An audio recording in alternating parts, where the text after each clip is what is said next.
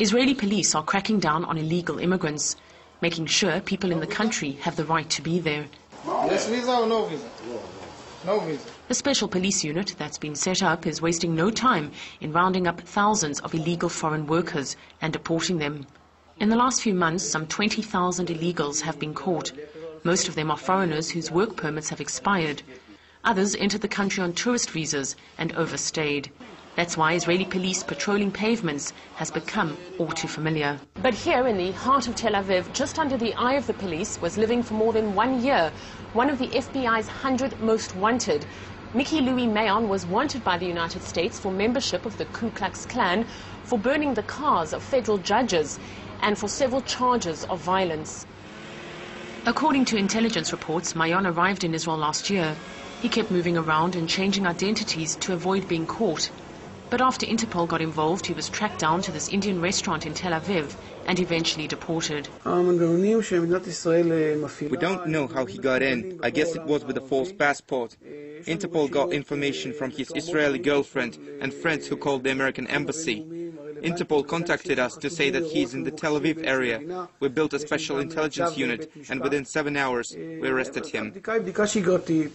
It wasn't the first time criminals wanted by Interpol have been found hiding out in the Jewish state.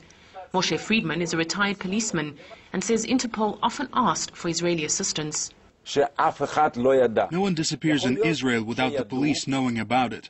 When I was with the police, Interpol asked us a few times to find someone. I remember one case where we found the guy after 2 days, but we got the order to extradite him only after a few months. The country is so small that people cannot hide.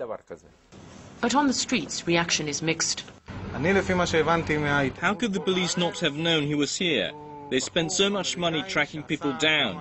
You mean to tell me a man wanted by the FBI, they wouldn't notice? The guy worked here. He had a girlfriend here. I often saw him in the street. He looked like a normal guy. I don't think he was in the Ku Klux Klan. I think the police are making things up.